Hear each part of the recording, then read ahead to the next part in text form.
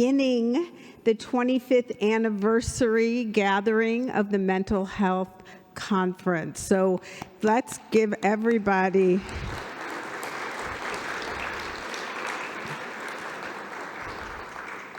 As always, I say this every year, it is an honor to have our sacred space, our sanctuary as the gathering place for mental health. I'm Rabbi Zimmerman, for those who might not know me. I'm the senior rabbi here at Temple Israel, and I've been a part of the conference. I hear for 24 years it has been here. I don't know where the first one was, but it was here. Oh, so this is the 25th. Oh, that's what it was. We had a renovation year and it had to be somewhere else.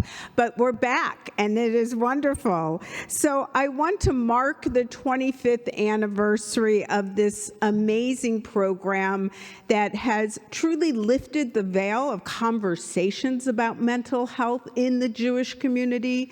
People who have been here for the 25 years and people who are always new because of a new diagnosis in their family or for themselves, that this is a place that they've come to release the feeling of isolation or a loneliness. And so this is a very profound moment. People who have never been in a synagogue come to this conference because they are in search of what this conference has offered. It has offered the connection and community in the conversation about mental health. They have opened it up for counseling so that you could get the support and the opportunities and the organizations and the programs that are essential. They have also made sure that we continue to have the conversation as a community and are more welcoming and open doors to those who are struggling with mental health. We all are dealing with mental health. Let me just put it that way. We all are struggling with mental health. It is just in what place you are at any one time. It bonds us together because the human psyche is a very complex reality. The brain is a complex organ. Our very being holds trauma and joy and celebration and, of course, the complicated experiences that are with us lifelong and that we struggle with. In Psalm, which I love this idea, in Psalm 34, it says that God is close to the brokenhearted. And I love that because we all experience brokenheartedness at some point in our lives. Some it is episodic and sometimes it is chronic. And we are here to know that there is something beyond human frailty and human reality. It reminds us that we aren't only dealing with a medical, psychological issue, which is so often where we focus, but spiritually. Healing is not always cure, right? Healing is the spiritual journey of finding hope and support and connection and love. And so for us here at Temple Israel, and I know we represent the entire Jewish community, healing is a spiritual journey and is one that we must do together in community. We are not people who go to the mountain by ourselves to find God. We find God in community. We find one another in coming together, face to face and human to human. So I want to, first of all, extend my mazel tov to Jewish Family and Children's Service. This is a big year, 25 years of this conference, a new bridging across the river, which not many Jewish organizations are liking to do, and it is very powerful for their leadership, not only in the world of mental health, but within our community as well. So thank you, welcome, and I know this day will be a profound journey for each of us. Take care.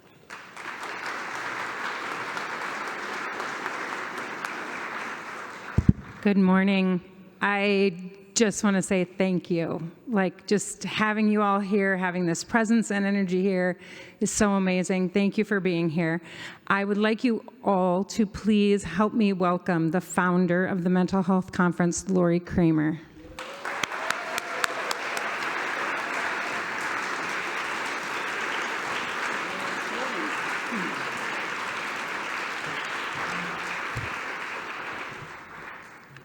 Thank you. Today marks the 25th anniversary of the Mental Health Education Conference. It's a good time to look back and see where we started and where we are now, and think about where we need to go in the future. The idea for a conference on mental health issues grew out of the tragic death in June 2000 of Barbara Schneider, a Minneapolis Jewish woman killed by 5 police officers while in the midst of a mental health crisis. I was a graduate student at the time studying community health education in the School of Public Health at the U. It occurred to me that Barbara's death might open a window of opportunity to raise awareness in the Jewish community of mental illness issues and lessen the stigma that often prevented people from seeking help. In the early years, the conference was part of a larger initiative called the Mental Health Education Project. 31 agencies, schools, synagogues, and organizations signed on as co-sponsors. Steering and advisory committees were created with committee members representing agencies and synagogues, as well as community members interested in mental health. As the fall conference emerged as the central piece of the education project, the original committees eventually merged into one planning group. This committee has been the heart and soul of the conference for 25 years. Some members have been part of the group since 2001. Others are recent additions, bringing new ideas and contacts to meet changing needs. Please stand if you've helped with conference planning in any way over the years.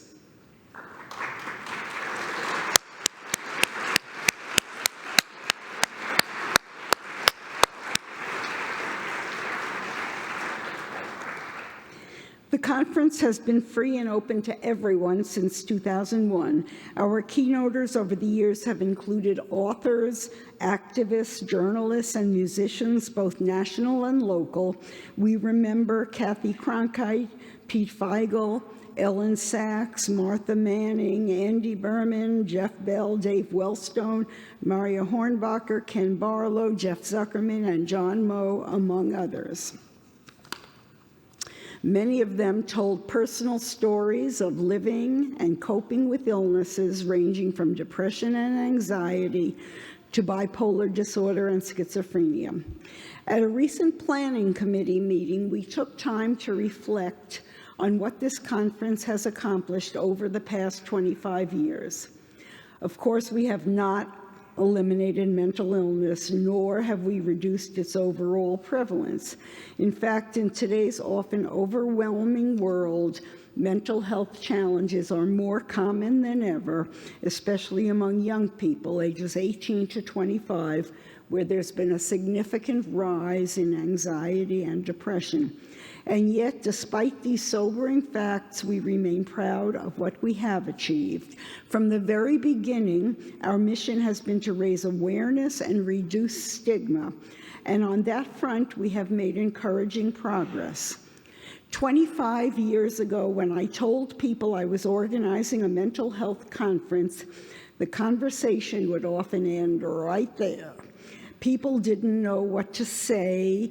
Some looked at me with confusion or discomfort, unsure why I'd be involved in something like that.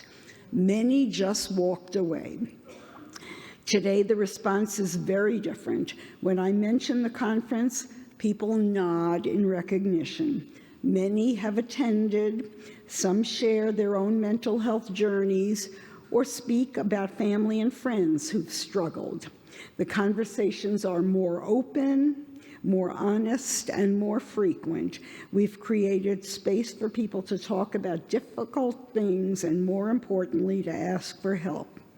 Across the Jewish community, within synagogues, schools, agencies, and organizations, there's a growing awareness of and responsiveness to the needs of individuals and families facing mental health challenges. We are no longer met with silence, we are met with empathy. As we look back on these accomplishments, the question arises, where do we go from here? Should we declare victory, turn our attention elsewhere to another critical community need? In my view, absolutely not. If anything, the need is greater than ever. We remain steadfast in our mission to support those who struggle, to educate those who care, and to continue breaking down the barriers of stigma. You, all of you here today, are part of that mission. Your presence, your willingness to share stories, and your courage to engage in difficult conversations make a difference. Each year, families across the Twin Cities are faced with new diagnoses and new challenges, and all too often feel a deep sense of isolation. Many don't know where to turn for help. That's where the conference comes in. We can be a refuge, a place of learning, connection, support, and understanding. Some in our community have been navigating the mental health system for years, managing long-term conditions in themselves or loved ones. And while the challenges often persist, the treatments evolve and the need for a supportive community remains constant. To everyone in this sanctuary, whatever brought you here today, we want you to know you are not alone. By sharing stories of struggle and of strength, we hope to reassure you that help is available, community is possible, and together we will keep moving forward. There are many people to thank for the ongoing success of the Mental Health Education Conference. Jewish Family and Children's Service of Minneapolis and Jewish Family Service of St. Paul stepped forward in 2007 to take the Mental Health Education Project under their auspices, moving it from a collaborative community project to an agency-sponsored program of the Jewish community. We extend deep appreciation to JFCS CEO Judy Halper and JFS CEO Ruth Olcon and their predecessors and their staff members who presented workshops, offered on-site referral and advice, and served on the planning committee. Tabitha Bensi Durango was appointed Community Conferences Manager in 2020, heading up the program for the annual Mental Health Education Conference and the biannual Keeping the Spirit Alive Caregivers Conference. In the midst of COVID, Tabitha sought out new ways to keep both conferences alive and relevant. She uncovered emerging issues, found new breakout group presenters, and handled tech issues with confidence and good cheer. Now that people feel more comfortable attending events in person, conference attendance is gradually moving back towards pre-COVID levels. Over the course of 25 years, we have lived through times both happy and sad. We fondly remember longtime committee members who have passed away. Eva Launer, who served as St. Paul Conference co-chair, Judy Goldenberg, Evelyn Nierenberg, Anita Dinerstein, Miriam Cardozo-Charney, and Vita Siegel. And we remember Jeff Kainer and Tom Siegel, two committee members who shared their insights as individuals living with serious and persistent mental illnesses. Both Jeff and Tom died of suicide during their service as active members of the planning committee. May the memories of all of these individuals only be for blessings. The Mental Health Education Conference has been one of the highlights of my life. My family and friends have volunteered year after year in various capacities, along with the friends and family of other conference planners. Interested community members have marked their calendars a year in advance to make sure they don't miss the event. Many conferences have had the atmosphere of Old Home Week. If it takes a village to raise a child, it certainly takes a village to raise awareness of a stigmatized issue. Thank you to all of you for whatever part you played. We are thankful to be celebrating with you today and are full of gratitude that we have reached this milestone.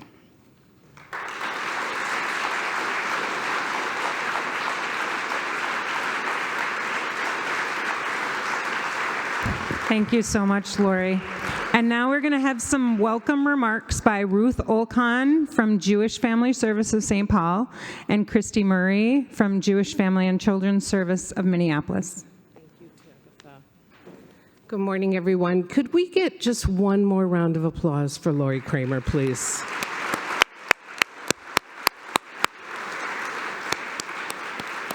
Lori, I don't know if I ever told you this, but working on this conference has been truly one of my most favorite parts of working in community. So please know that.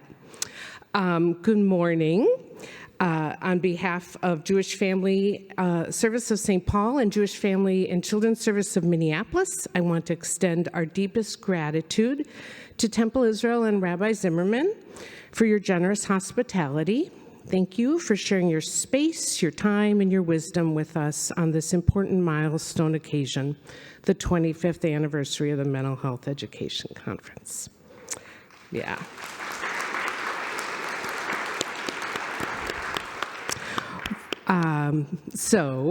That was some more applause, I bet, for Lori, the visionary founder of this conference, for grounding us this morning. Thank you. In the story of how it all began, the roots, the growth, the impact, and most importantly, the community that has blossomed over the past 25 years. We are honored and excited to be celebrating this moment with you this morning, even as we recognize the weight and complexity of the lives we lead, particularly in today's world. Our hope is that this day offers you opportunities to learn, to grow, and to connect, all within a space that is safe, inclusive, and deeply supportive. And we are safe here today because we're together. My name's Ruth Olcon, and I'm the CEO of Jewish Family Service of St. Paul. I'm pleased to be here today with my colleague, Christy Murray. She's the Director of Learning and Education Department at Jewish Family and Children's Service of Minneapolis. As you may have heard, earlier this week, Jewish Family and Children's Service of Minneapolis and Jewish Family Service of St. Paul, we had a big announcement. We announced that JFS will be acquired by JFCS to form one unified organization, Jewish Family and Children's Service of Minnesota. Beginning January 1st, 2026, the two social service organizations will operate as one, continuing to provide more than 30 programs and services to the Jewish and broad communities across the Twin Cities and throughout Minnesota. Having collaborated for many years, we are confident this next chapter will strengthen our shared mission to serve the community. Before we dive into today's programming, we want to pause and recognize the incredible team of people who brought this day to life. This year's conference was made possible thanks to the dedication of 19 extraordinary volunteers, the members of our conference planning committee. For the past 10 months, this team has given their time, their talent, and heart to design a day that centers our community's mental health needs and remains free and open to everyone. Their names are listed in your program, and I assure you, each one played a critical role in shaping today's experience. Thank you so much. We are especially grateful to Tabitha Bensi-Durango, the Community Conference Manager, for her leadership throughout this milestone year. Tabitha, where are you? Where are you? There she is, yeah. Yeah, she deserves it. Your care and commitment are woven into every part of this event. At this time, I'd like to invite Tabitha and the members of the planning committee to please stand so we can recognize you with a well-deserved round of applause.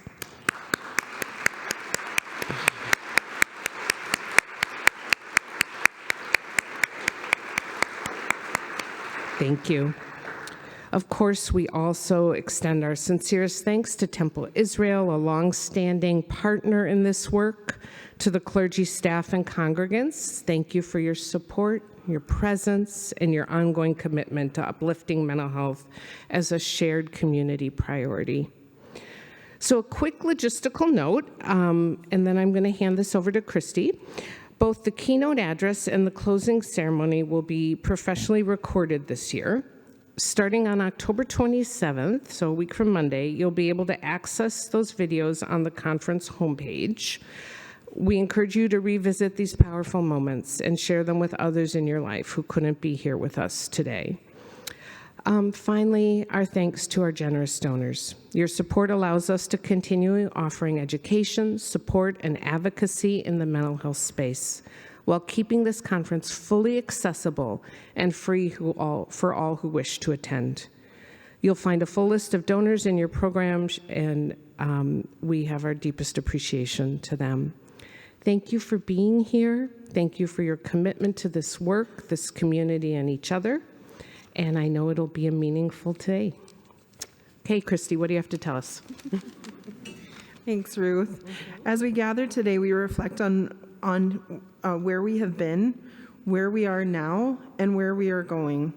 We want to begin by recognizing many individuals who make this annual mental health education conference not just possible, but truly exceptional. To all the presenters joining us here today, sharing with their time, their knowledge, and insights, we say thank you. Your dedication empowers and inspires us throughout this day of learning. Let's give our presenters a well-deserved round of applause.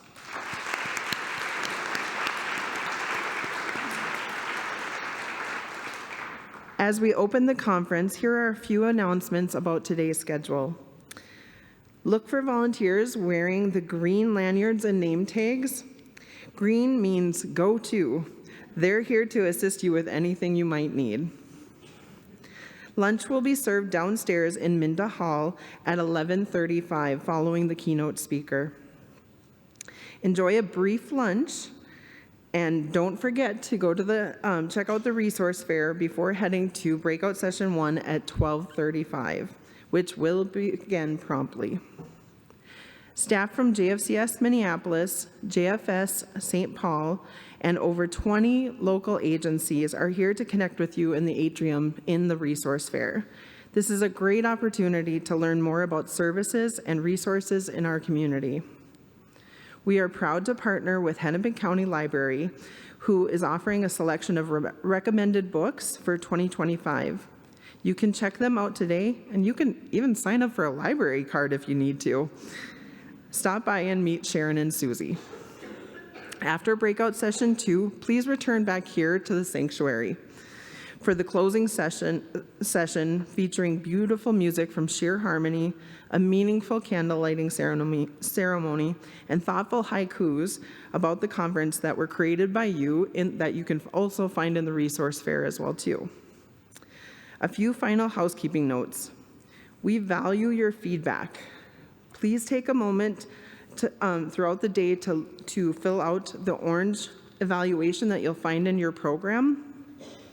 Or in the back, if you are one that likes to use your phone, there is a QR code in the back that you can fill out your evaluation online. Turn those evaluations in or let the staff at the information table know that you have completed it online so that your name can be entered for a drawing to win prizes. Mental health professionals are on site to support anyone who may need a moment to just process or talk about what's happening for them today. If you need assistance, please speak to either the room host in your breakout session or stop by the information table in the atrium, and we'll get you connected with someone. It is now my pleasure to introduce our keynote speaker, Melody Moezzi, and her keynote session titled From Adversity to Advocacy. Melody Moezzi is a writer, attorney, activist, and award-winning author.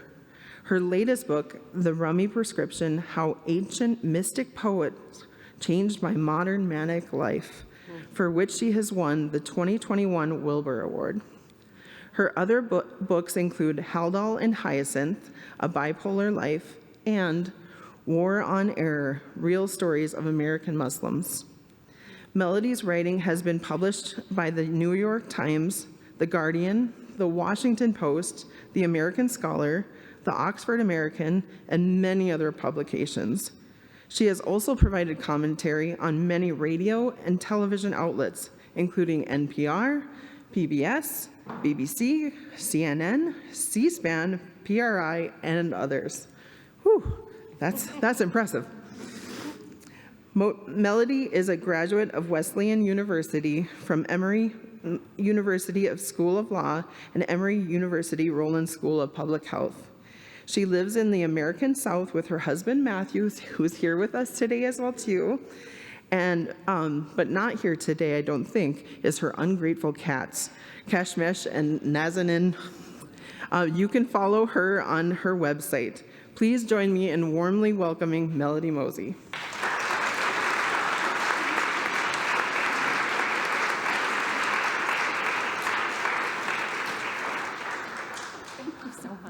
Thank you. Thank you for having me.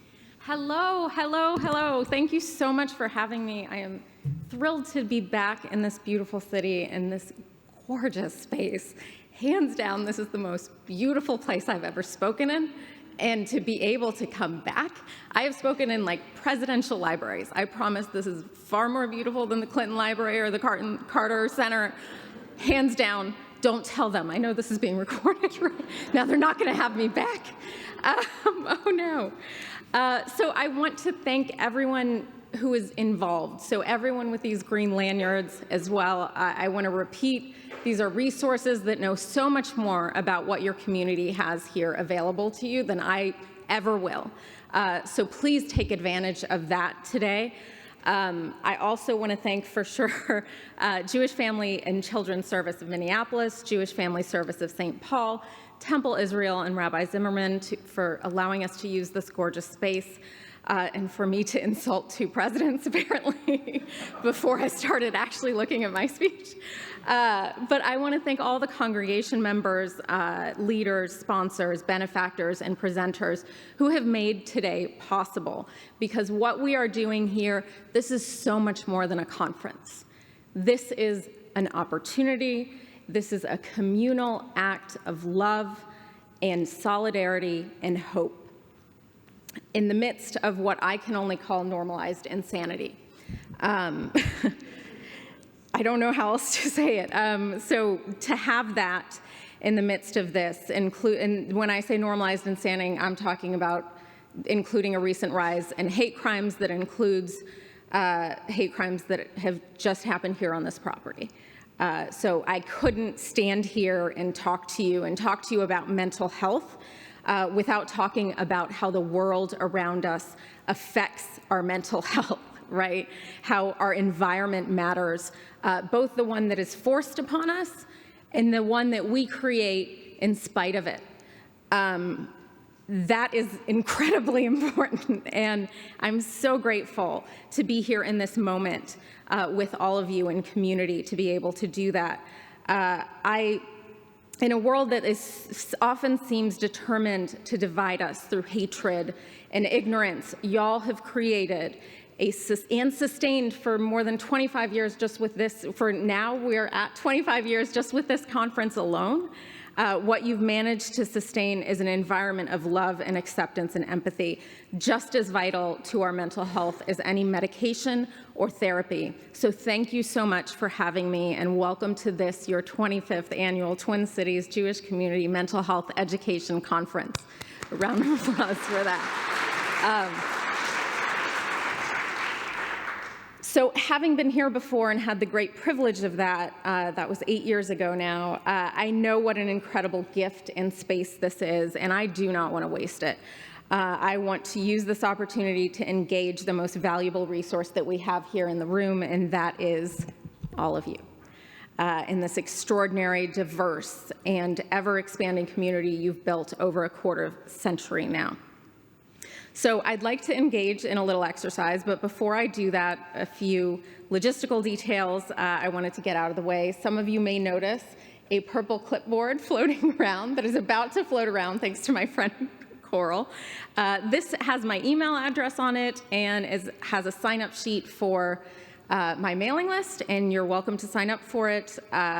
For whoever does, there's a reward, a prize of, at the end, someone will be chosen, whoever is still here will be chosen to, from that list, to get a free signed copy of both of my most recent books, as well as a pomelo from our backyard in Tallahassee. Those of you who don't know what a pomelo is, it's big, brace yourself. But I want to engage in this little exercise. Oh, the other thing is the pomelo is right now sitting at the Strive Bookstore booth where I will be signing books after this. So on to this little exercise I wanted to start with. First, I'd like to invite everyone to take a few deep breaths.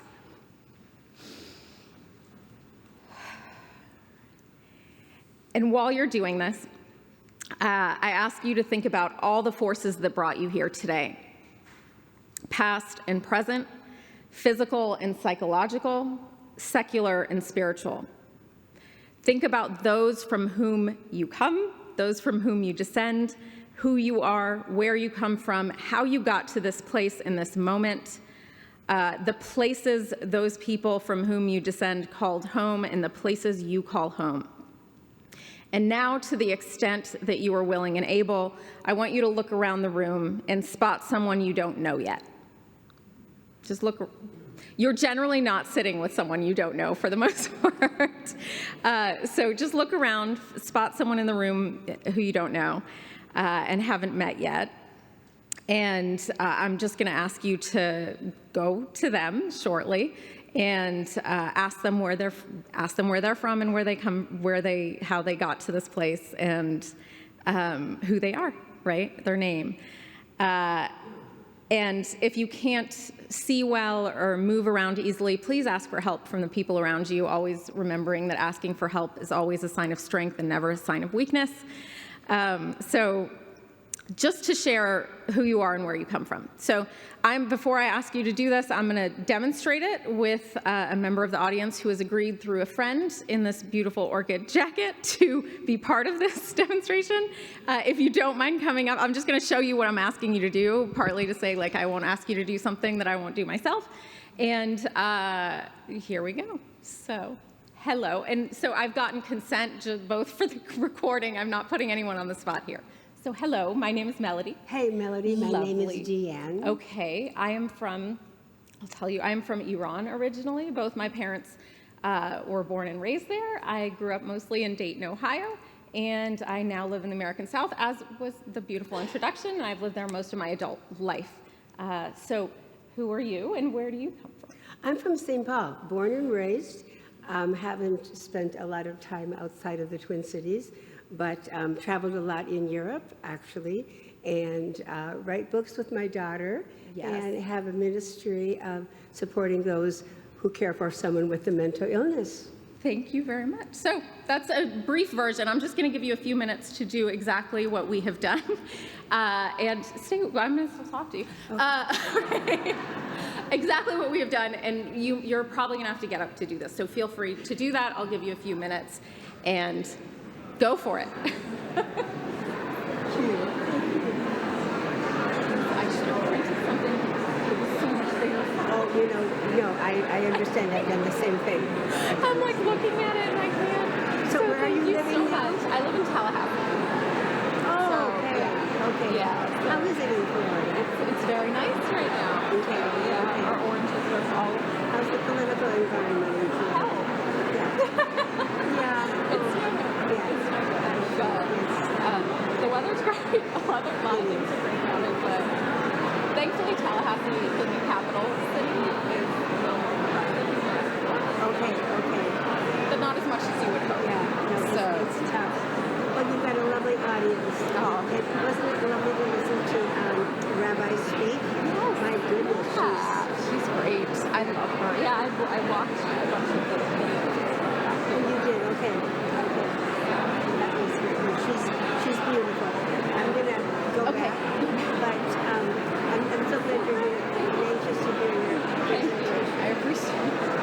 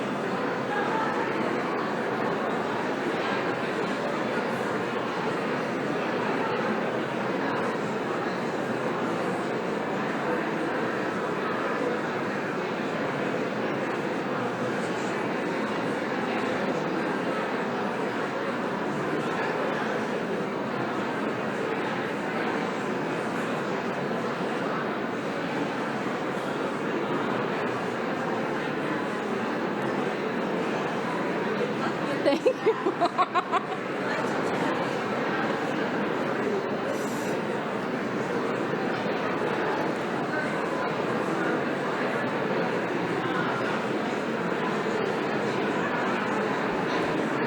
All right, about one more minute. One more minute, yeah.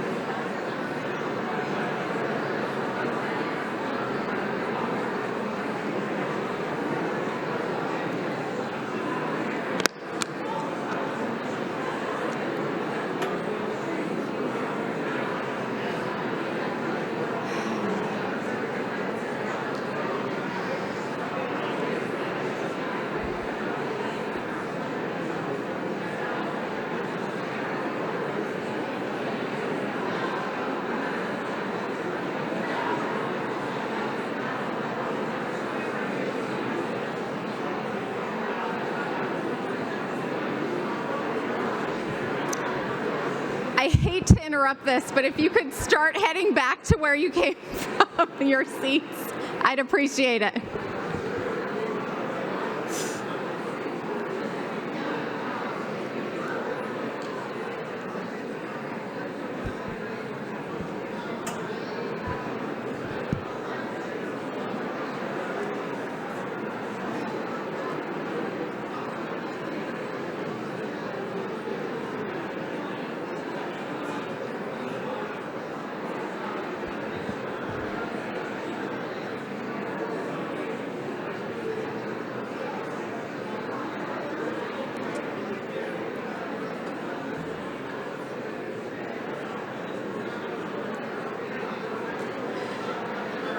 All right, I've been told not to let Minnesotans do this. I didn't realize what I was doing. Feel free to head back to your seats. You're so sweet. So thank you so much for engaging in this little exercise of mine where I could realize that the font on this is so much smaller than I can properly read at this point. I so appreciate all of you doing that, and part of the reason I wanted us to all do this together, not just because we have this great resource that is ourselves, thank you so much, and one another, right? So I've also been told to put the mic much closer to my face. How's that working? Is that, okay, sorry about that. So the idea of sharing, I know this can seem like an impertinent question, where do you come from? Who are you, where do you come from, right? And I'm gonna get back to it later, but I do wanna say that there's a reason to ask these questions, and that is that our origins, just as much as our environment, matters. Where we came from, how we got to where we are right now, and who is responsible for that, right? I wanted to also, the thing about understanding where you come from and who you are is that it helps us transform what's become a super big buzzword, intergenerational trauma, right? We love talking about intergenerational trauma, and a lot of us have experienced a lot of it. And it led so many of us and our ancestors to these shores, right? But there's a way to turn that into intergenerational resilience. And I know we have a session on post-traumatic growth coming up, so I'm not going to get super into it. But that is how we thrive and grow and heal as individuals and as communities, right? Even amid highly toxic environments, even within systems that fail to recognize our full humanity from time to time. All of this to say that the trials that so many of us and our ancestors have endured to make our presence here today possible, together in community, diverse and united in this country we call home, those trials make each and every one of us here a miracle, not in the same way, but in the same spirit. And it is in that spirit and with that history that I come to you here today to honor and bear witness to the miracle that is you and your beautiful community and your history, while sharing a bit of me and mine. Because mental health does not exist in a vacuum. It exists in people. People with different identities and histories and environments and families, all of which matter when it comes to being, treating, and interacting with any of the more than 1 billion people around the world living with mental health conditions, myself included. We are people who are not just struggling with mental health conditions, but also learning from them, thriving with them, contributing to our society in spite of them and often also because of them. Educating the people around us. We are valuable. And I say this, it's important for me to say this because people have tried to kill us. Many of us have been lost for the very reason that we have these conditions. This conference would not exist if it weren't for the fact that we still don't know how to treat people properly who are living with mental health conditions, and that we are still allowing law enforcement to deal with things that social services should be dealing with, that mental health professionals should be dealing with. And it's important to understand where, just the context of where we come from, right? And how we got here. So as one such person, one of, again, more than 1 billion, I share my story today to reduce the shame, the fear, the silence, the stigma, and of course stigma is just a very nice way of saying discrimination, that so often accompany psychiatric conditions like mine, which for the record is bipolar 1. Bipolar disorder exists on a spectrum, and there's lots of suffering and education to go around on that spectrum. Bipolar 1 is allegedly the most severe form of it, but I trust we can find people on that spectrum who are all dealing with a lot and struggling, and again, thriving as well. So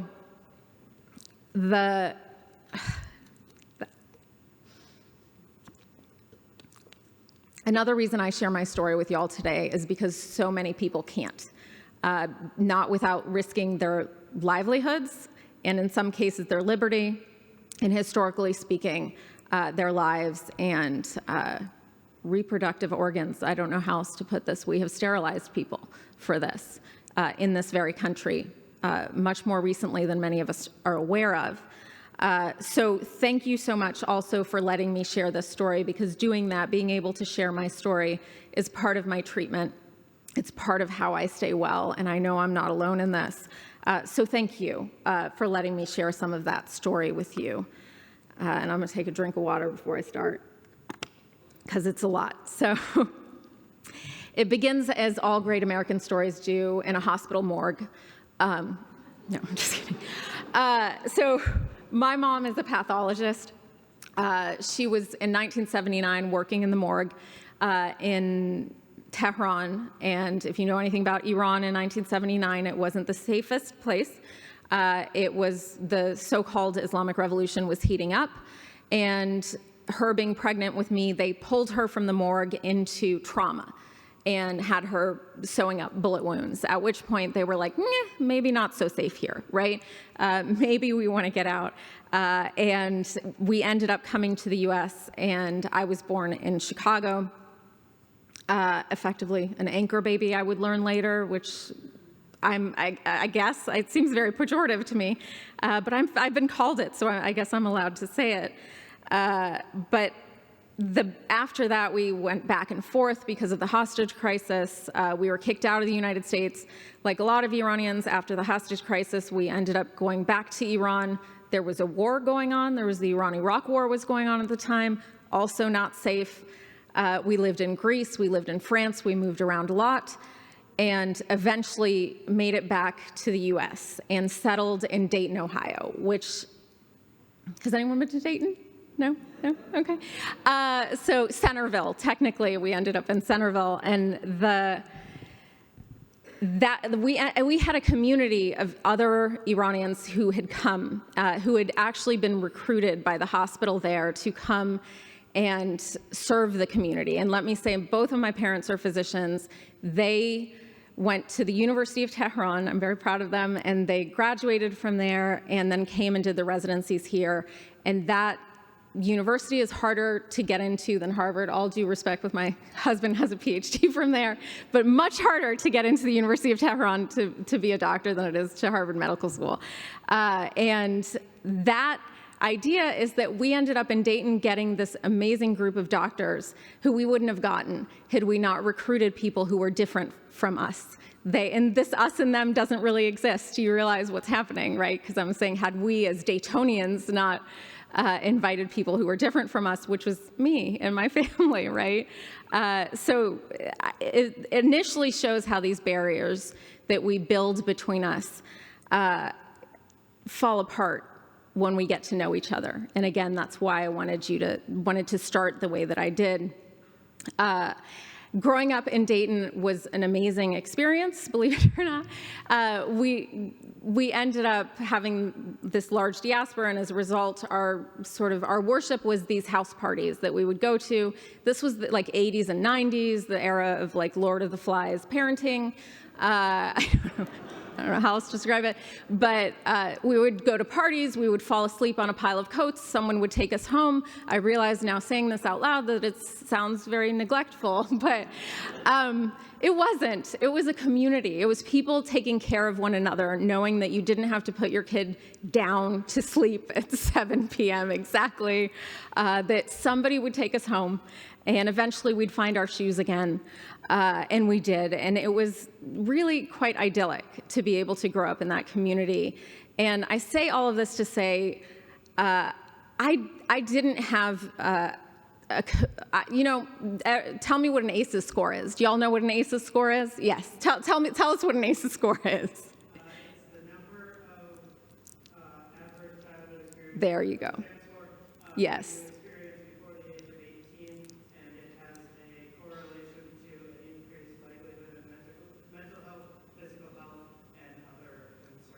Wow, thank you. Exactly. So thank you very much. The higher your ACEs score, the more adverse childhood events you've experienced, right? And it's just 1 through 10, the basic one, and that my ACEs score, all of this to say, after everything else that happened, my ACEs score is 0, which tells...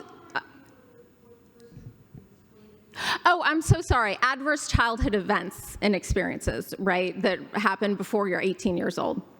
Sorry about that. So because my score is 0, that means I have no adverse childhood events and experiences.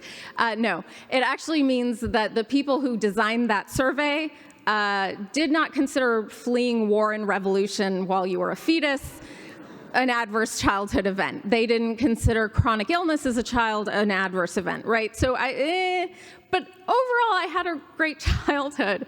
My ACEs score should not be 0, and many social scientists and psychologists have figured this out, and some of them are trying to come up with better, and are coming up with better surveys that aren't so weird, that is Western, educated, industrialized, what's the R stand for? Keep going. He's like, keep going. Yeah, so it's not these Western countries, because that's the bias that comes into these tests, is because of the Western countries in which they've been created. So given all of that, given this generally idyllic childhood, I was about as worried about developing a serious mental illness as I was about developing a pancreatic tumor. And I say specifically that because I ended up developing both. And back then we didn't know nearly as much as we know now about the gut-brain connection. And the day after I graduated from high school, I ended up having acute pancreatitis. And I don't drink alcohol at all. And that is one of the reasons that you might have acute pancreatitis. And I ended up going to the hospital and nearly dying that night because my parents are doctors and they were like, it's gas. Until we got... Don't trust these people to treat you. No, but when we got to the hospital, it was pretty bad. So in any case, that experience impacted my mental health, right? I know my pancreas is far away from my brain, but one of the things is we don't recognize how much the entire body impacts mental health, that this isn't just one part of us. This is an entire being that we're trying to treat when it comes to health. So the experience of having that tumor, eventually I had surgery to remove it, and thankfully, I mentioned my mom is a pathologist. She also happens to have a photographic memory. As a result, after the surgery they were told, I was out on Demerol, but they were told that I had pancreatic cancer.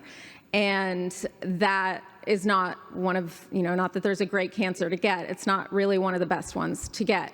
So after they told them this, my mom, being a pathologist with photographic memory, was like, let me look at these slides. She looked at them and she said, this is a rare tumor that happens in adolescent Japanese girls, which I am not.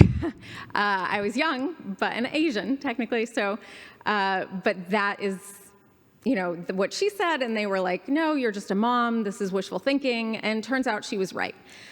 You can imagine how much this made me not trust the medical system, despite having been sent to the best surgeon, a great surgeon.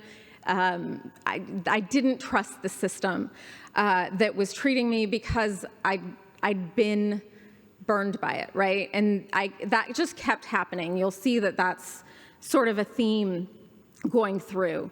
And what ended up happening was I developed depression. Surprise, surprise, right? And I want to say that in the hospital, I wasn't given a psych consult. One of the things when you think you're going to die, it might be something you might want to get somebody a psych consult. No, it wasn't something that happened. That said, if I were to have gotten a psych consult, I probably would have been offended. Which says so much more about our society than it says about me, right? That I would take offense to somebody trying to help me in the way that I would have needed to be helped. And that is absolutely the way I needed to be helped. That said, I ended up being diagnosed with unipolar depression. Like most people with bipolar disorder, it took me a long time to get an accurate diagnosis. For most people, it takes about 8 to 10 years to get an accurate diagnosis, and that is exactly what happened to me. I was put on SSRIs, which are y'all know this, selective serotonin reuptake inhibitors. Think Prozac, think Zoloft. That category of drugs, which is incredibly helpful and useful for people who have unipolar depression and in the right way for other people as well. But I had bipolar depression. I just hadn't been diagnosed with bipolar because nobody had bothered to rule out mania when it came to my having depression. I was highly functional, and as a result, no one wanted to stigmatize me with a label like bipolar, which is so frustrating. I actually was going to see psychiatrists at this time. It's not like I wasn't going to see anybody. I was going to see people who consistently misdiagnosed me. And eventually, because of those drugs I was put on, which again are very useful for the people for whom they're useful, but for people with bipolar, it can push us into mania. And it can push us into mixed states. We talk a lot about mania and depression, but when it comes to these mixed states, we don't talk about it as much, but we need to, because that's where suicide is most common in that case. So in this mixed state, I attempted suicide and was hospitalized as a result of it. And I want to say that most suicides are the result of either untreated or badly treated or misdiagnosed or undiagnosed mental health conditions, right? This wasn't a choice. I attempted suicide in the last semester of my last year of law school. So anybody who's been to law school knows that's, if it's a choice, then you don't do it then, right? You do it at the start of law school, not the end. So definitely not a choice. This was not a rational choice for me, as it is not a rational choice for most people. And so I ended up being hospitalized, and a lot of people after depression, particularly people with bipolar, end up experiencing I ended up experiencing this hypomanic state, so mildly manic. I not only didn't want to kill myself, I suddenly wanted to help everybody in the hospital, and I thought I could cure all of them. And of course, the patients immediately were like, girl, you're bipolar. Like, we can see it. And everyone out, the doctors who saw me maybe once a day were like, no, you have unipolar depression. Again, you're highly functional. We don't want to put that label on you. So we'll just keep giving you SSRIs, which is baffling to me. And I don't blame just, I can't just blame the medical community for this. Like, obviously, there are people who are working hard, doing a great job. But the idea that I could be hospitalized and all of these patients could get it right and the doctors could get it wrong speaks to a system that is so broken. And that's why I'm so grateful. I've already met some of you who are therapists and working in mental health, and you are the people who need to be working in it, because there are people working in it who are burnt out. And this is one of the important things, is for those of us anybody working in mental health, is the idea that we need to take care of ourselves, right? And if we don't take care of ourselves, we cannot take care of other people. And there are too many people within the mental health system working as mental health professionals who haven't been taking care of themselves because we don't make that easy. So all that to say, I don't blame them for that, but I will say, again, this is why I don't trust the system. Also, historically, as I mentioned earlier, this is a country and a system that has sterilized people like me. So you can understand, particularly people with minoritized backgrounds, why they might have trouble trusting this system, right? So that misdiagnosis persisted. And now a note on succeeding, before I get into the harder part of this experience, I want to just say that the beauty of writing a book about living with a mental health condition is other people with mental health conditions approach you, right? And they say, me too, and you learn about these other people, and you learn not only that you are not alone, but that you are in extraordinary company, right? And people tell me, who would never stand on like any stage in the world and tell you this, but they would tell me. So I felt incredibly gifted to know that. And, I was at a conference at the State Department it was a different State Department. They're no longer inviting me. But that I was part of a group of people called Generation Change. And it was a bunch of young Muslim Americans who were supposedly going to get rid of Islamophobia. We tried. Sorry, we're still working on it. But in any case, I was at this conference, super young at the time, and I was meeting all these super fancy, high-profile, highly successful people who, one by one, because at the time I was writing my second book about living with bipolar, would ask me, what do you do? And I said, I'm a writer, I'm writing this book. And I started learning about different people in this conference who had the same, like, not just a mental health diagnosis, but the exact same diagnosis that I had. So at one point, we were sitting and watching, like, I was eating lawashak, which is like a Persian fruit roll-up. I have some in my bag. I can share some with you later. But I'm trying to eat this, and now they have these little tiny versions, which is what I have. But it was just like a big slab of fruit. And I'm pulling the cellophane off of it, and it's making so much noise, and the Secretary of State is speaking. And it's like 9 o'clock, and it's early in the morning, and I'm half asleep still, so like anybody who's still half asleep right now, I don't blame you, I was that person. So I'm trying to open it, and it's making all this noise, and finally I had to give up, and I look around, and I notice all of a sudden that the people, based on all the people I had spoken to, there were exactly 5 people sitting right around me, all of whom had the exact same diagnosis, all of whom are 10 times more successful than I will ever be. And I would never share their names, but I'm telling you, these are highly successful people. And what a privilege for me to be able to know that I am not just not alone, right? Like, I'm okay with being alone in a lot of cases, right? But I want to be exceptional. I want to be extraordinary, right? Like, everyone does in some way or another. And to be able to see this is possible for you was huge for me. And it was the first time that I really saw that I was not just not alone, but in amazing company. And speaking of that company, I have learned that a lot from them. But I have also learned that there are many people who are highly successful with different serious mental health conditions, and they always have three things in common, in my experience when I talk to them. And number one is that they accept that they have a real medical condition that requires treatment, and they treat it. Secondly, they prioritize sleep. I personally think bipolar disorder, when you come down to it, may very well be a sleep disorder. Sleep is very, very, very important. So in terms of prioritizing sleep, not to oversleep or undersleep.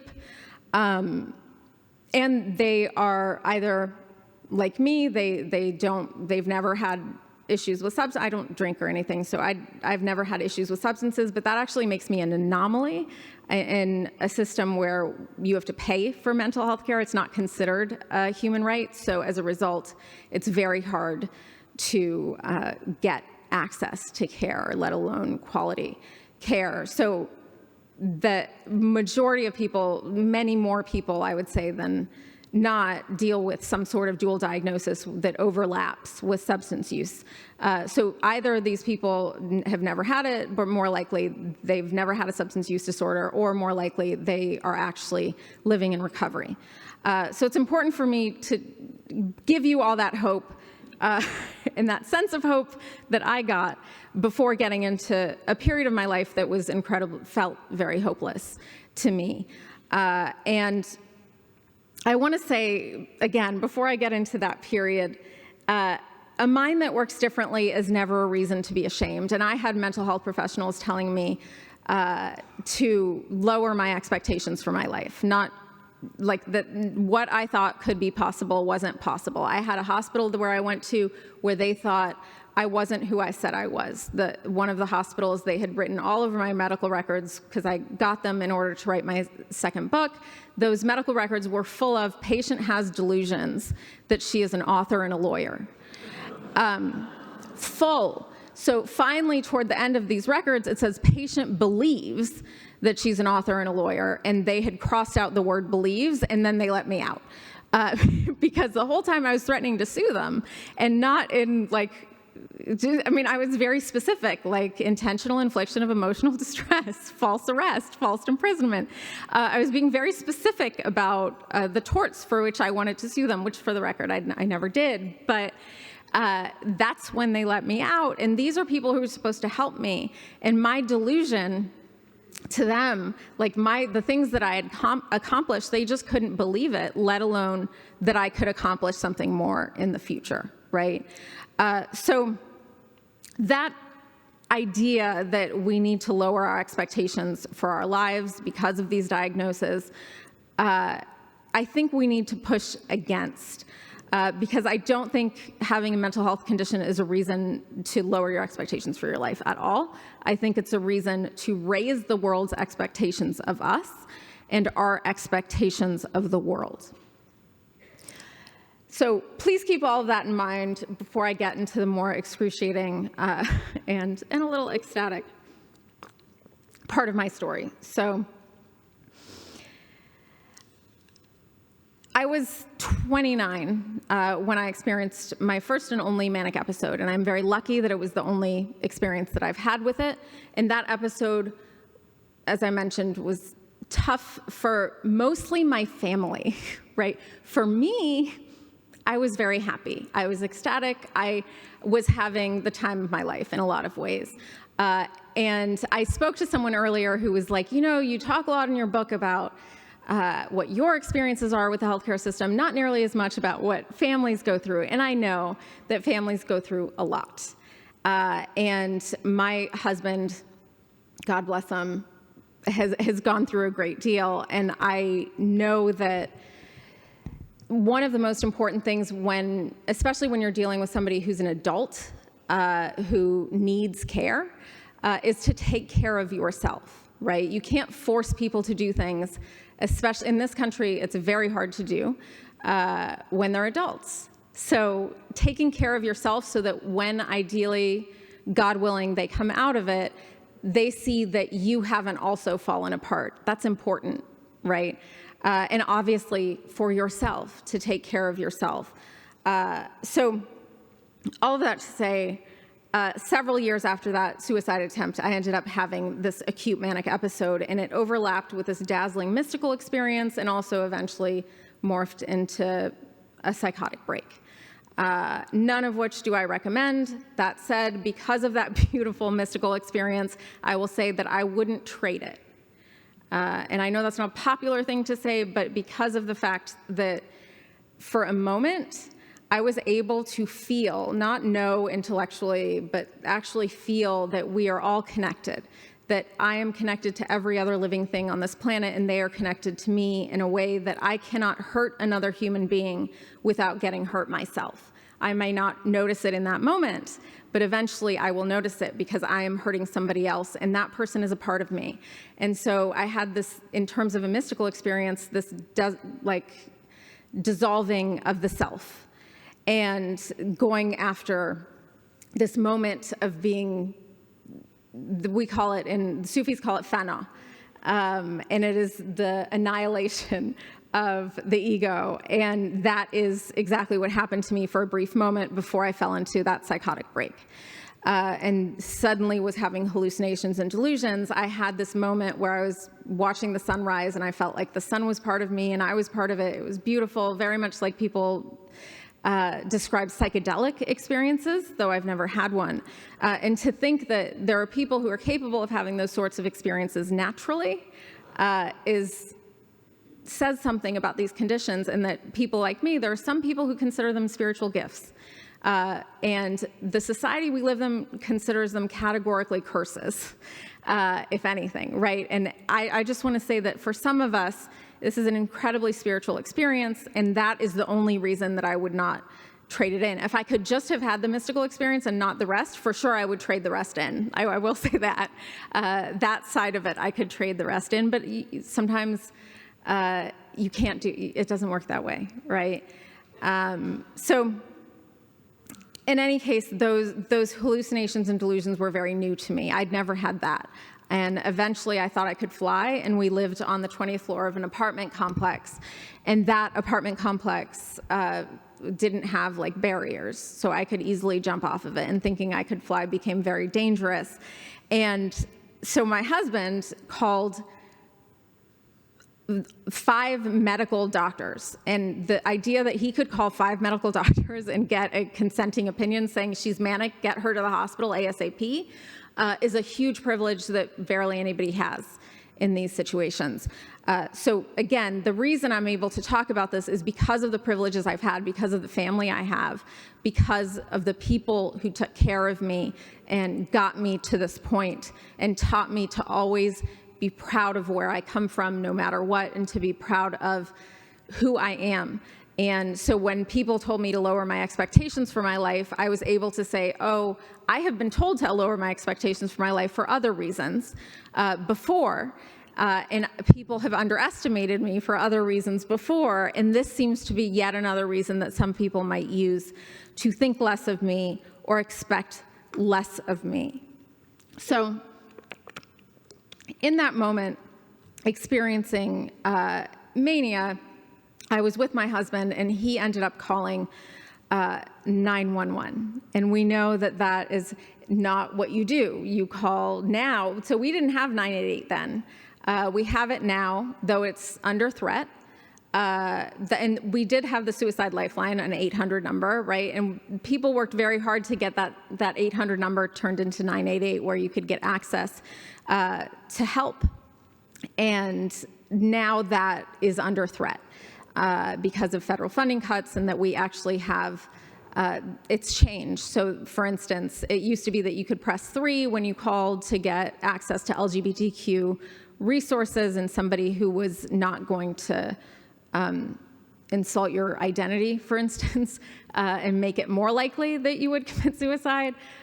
So the idea that we don't have press 3 anymore is baffling to me in a society where suicide is the second leading cause of death for youth. Suicide is something that leads to, we lose more than 130 people in this country every day to suicide. So in that situation, that we would specifically choose a vulnerable vulnerable group like that and say specifically that we are not going to give you access to affirming care is dangerous.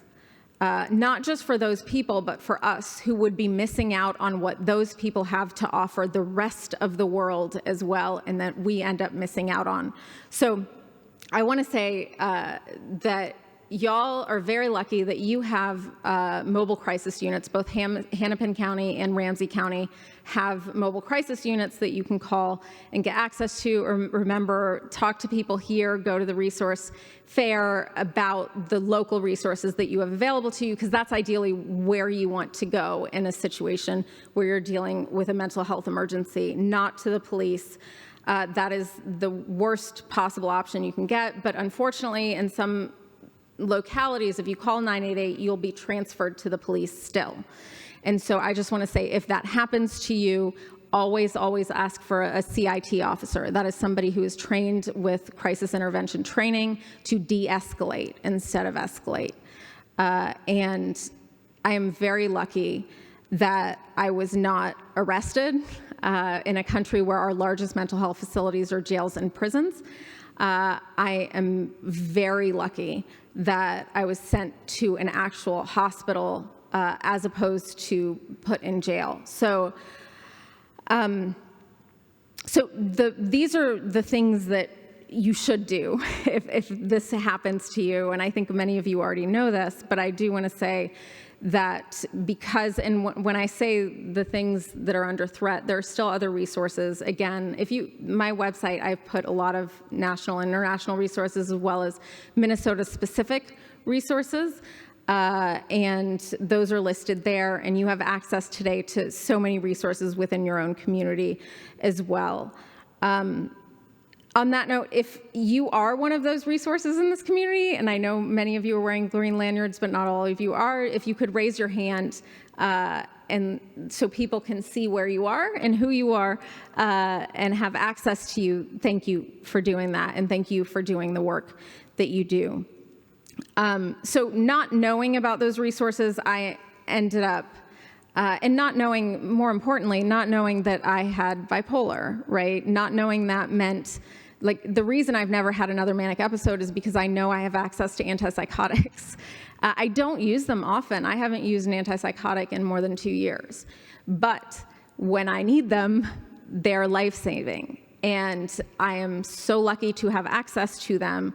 And that is how I now treat when I become mildly manic, is I can take this is what's so great about mania. I know it's scary to all the rest of you, but it is so much easier to treat than depression when it comes to bipolar. Bipolar depression is much harder to treat because of that risk of pushing someone into mania. So what ended up happening to me was I ended up being put in another hospital, and 2 different separate hospitals, which we all know. I mean, I knew at that point, because I had been hospitalized so much because of the pancreatic condition. I had been up to like 3 weeks at a time put in the hospital and taken out, because for pancreatitis, the main treatment is starvation and opiates, because it's very painful. So they just starve you and give you opiates, and that's a treatment, and they wonder why you get depressed when you get out. But that ended up being the thing I have to compare it to, and the thing I have to compare it to is this system that is already not a great system, but this, meaning the medical wards, the non-psychiatric units that are not locked, right? That system comparatively is amazing because you get visitors, because you get flowers, you get windows, you get access to health care in a way that I didn't in the psychiatric hospital. For instance, I was not allowed access to my birth control pills. Those were, they wouldn't let me have them. They took away my glasses. I ended up getting LASIK very quickly after leaving, despite at the time very much not being able to afford it, going into debt and getting LASIK, so no one could ever do that to me again and take away my glasses so I couldn't see.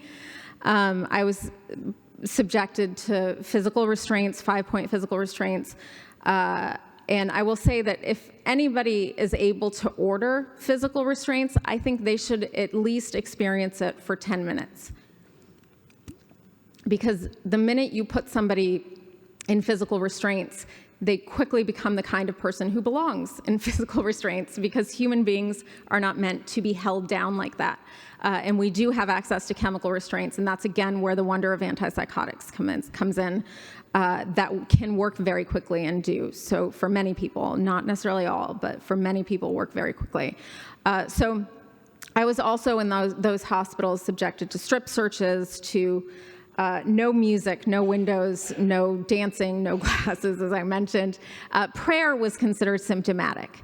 And I was not praying even close to 5 times a day, and I've never been that good at being able to do that, but they had written all through my files that I was experiencing hyper-religiosity or expressing it through my prayers.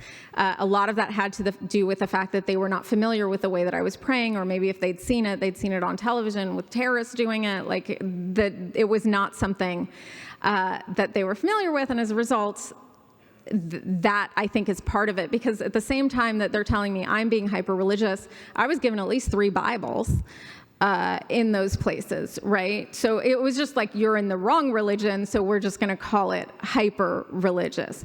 The worst part of all of this was the use of solitary confinement, and we have so many different euphemisms for that. Seclusion, isolation, the quiet room, there's a lot, but it is solitary confinement, and we use it more than any other country on the planet. We use it for treatment, and we use it for punishment, even though it has been proven when it comes to treatment and punishment not to work. It actually induces symptoms of mental illness in people who don't already have it. So it's counterproductive. And the idea that we would do that for somebody in the midst of a mental health crisis, to put them in isolation like that, to me, it's torture. And, one of the wonderful things about mania and psychosis is, for the people who experience it, we forget a lot of it. I was able to forget a lot, but I was not able to forget my time in solitary. That I remember, and I still have nightmares about it. So that is something that we need to work on as a nation, given that we use solitary confinement more than any other country on the planet. So, again, these are the sorts of things that distinguish the psychiatric hospital from the other medical wards that I had been on. And it was amid all of this systemic madness that I was in one hospital where my dad had been a doctor for a long time. And he was able to visit me every day, which was a big privilege other people didn't have. And as a result of that, he did what he's done my entire life, and that is to recite Sufi poetry to me. And he's effectively like an addict when it comes to Sufi poetry, and Rumi in particular. So I grew up like many children of addicts, resenting the object of my dad's addiction. And I never took that poetry seriously. It wasn't something, it was always sort of above my head. I didn't get it. He would say it in Farsi and then have to translate it and it's like 13th century Persian. It's classical. It's very different. And so what ended up happening is he's reciting this Sufi poetry to me again in the hospital, and for the first time it started making sense to me, and not just making sense to me, but being a source of comfort. Rumi says, "Ashiqam man bar fan divanagi, siram az farhangi o farzanagi," and that is, in love with insanity, specifically the profession of insanity. I'm fed up with wisdom and rationality. So hearing that, suddenly I got it, and I realized one of the biggest gifts that I got from that is that Rumi believes that everyone's crazy.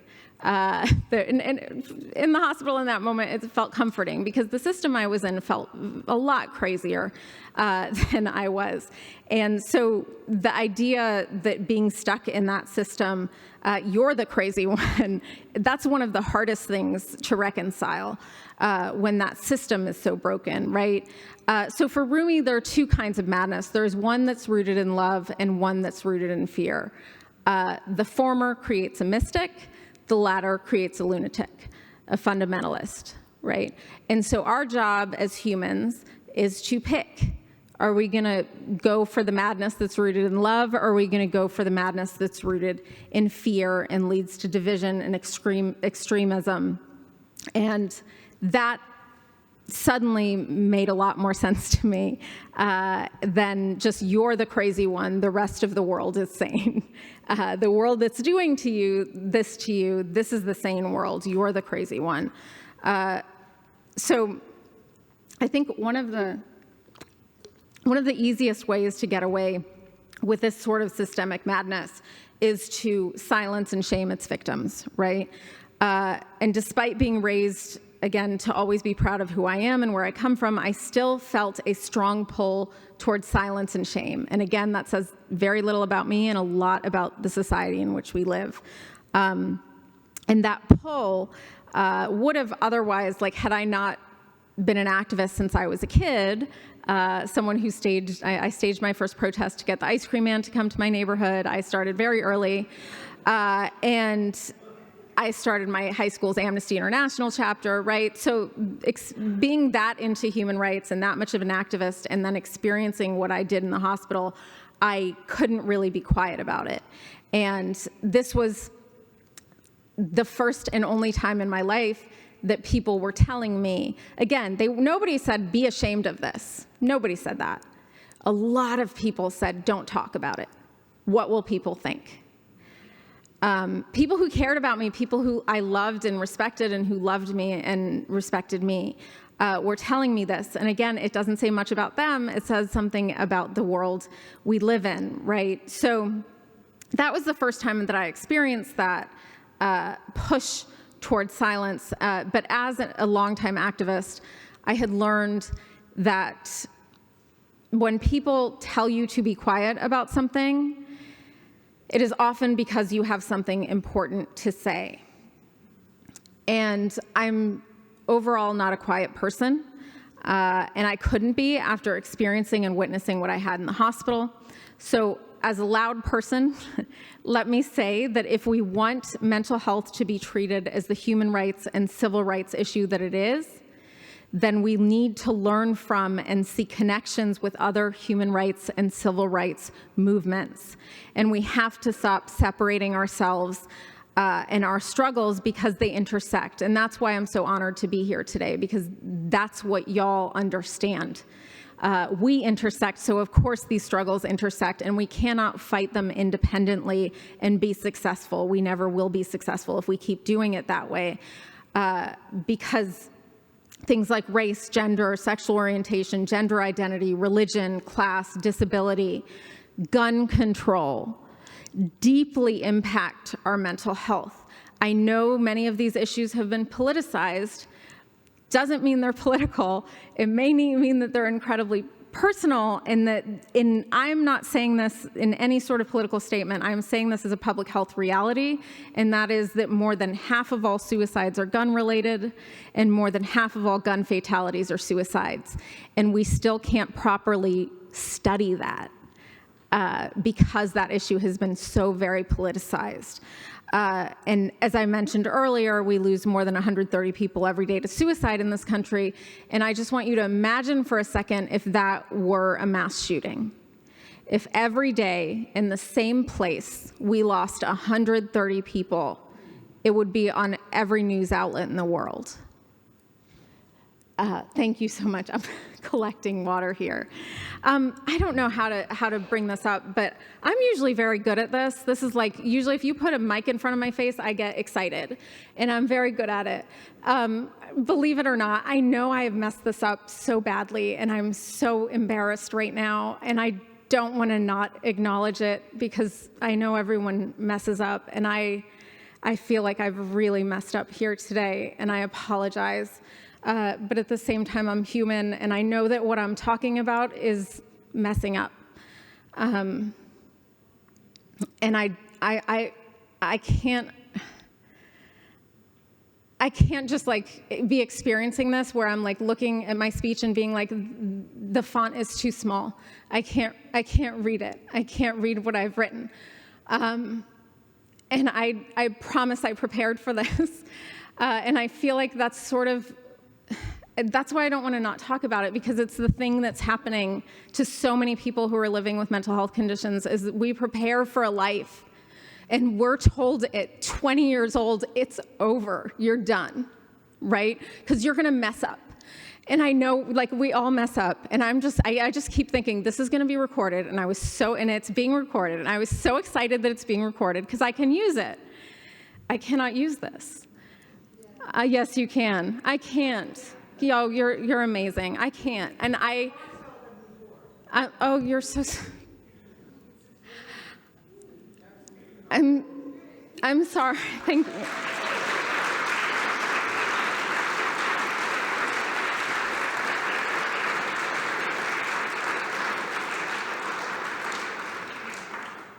I appreciate that.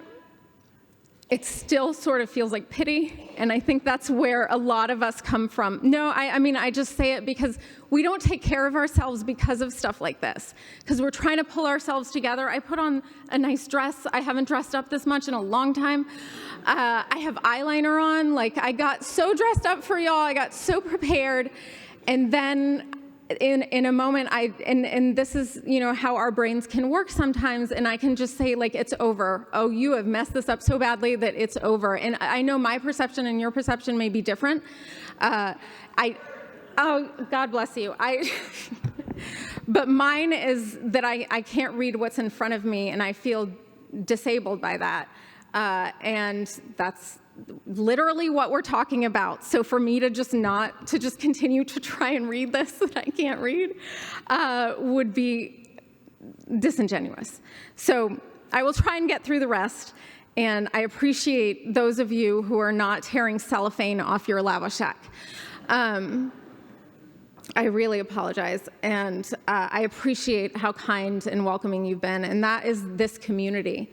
That's how we are. That's how those of us, and I know I've said horrible things about the mental health system. I'm telling you, there are people within that system that have saved my life, and I am so grateful to them.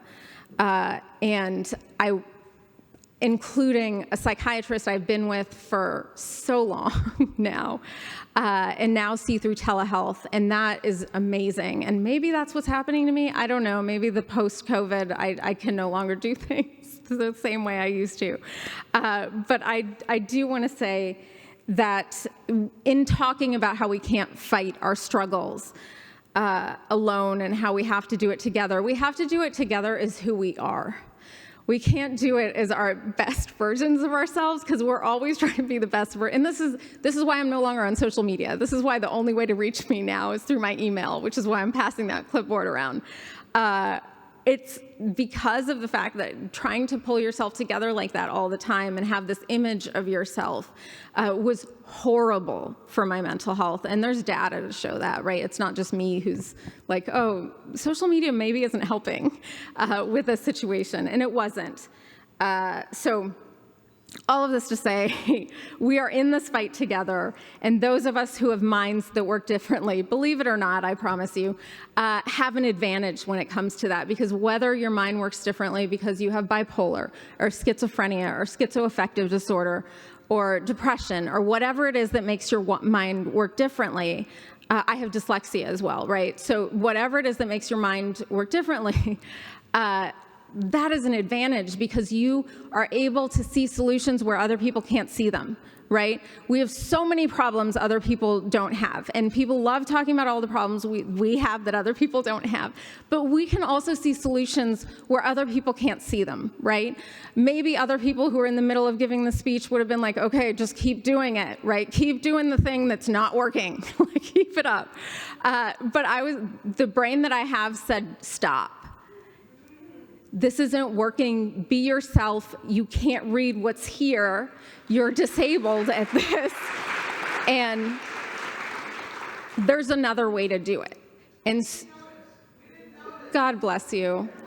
It's just, well, it's what's in your head versus what's in the world, what's being perceived of you, and what's actually happening in the world. And thank you. So all of this to say, being neurodivergent, having a mind that works differently is a gift, because as much as, like I said, we'll have problems. See, this is because I'm reading it, that I'm behind. So we're living proof that being different is a gift, that it's an asset, and that diversity can't exist without unity. And otherwise, what are you uniting across, right? We have to be different in order to unite in a way that actually matters and makes sense and is effective in terms of bringing about change. And that brings me back to where I started, which living in this country, a lot of people ask me where I come from. My husband sitting here, when we first met, the first thing he said is, "Are you Puerto Rican?" It was a bad pickup line, but they asked, "Where are you from?" and then, "Where are you originally from?" And then, so he was like, "Well, where are you really from?" And first he said, "So you're not Puerto Rican, where do you come from?" And I was like, Dayton. And then he's like, "No, but why do you look like that?" Right? No, he didn't say that. He was just like, "Originally, where do you come from?" And eventually I got back to telling him that I was from Iran. And what I wanted to say is that if we start thinking of a question like that, that to me has always, it can feel very offensive, and take it literally, and take it in a way that Rumi would take it in the way that any mystic worth their salt would take it, what we end up getting is, where are you from, but really, but originally, but really. And originally and really, I am from Earth. I am from this solar system. I am from the Milky Way and the universe, right? Take that to its logical conclusion. And what we realize is that there are no strangers. And that was the point of us meeting, that we've known each other before, that you are a part of me and I am a part of you. And if the world starts treating you badly, it is my job to stand up, because I'm standing up as much for myself as I'm standing up for you.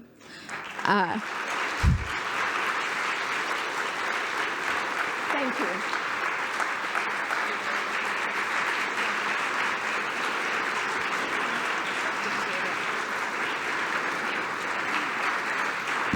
So I hope that all of you will take the opportunity to go talk to Melody at the resource fair.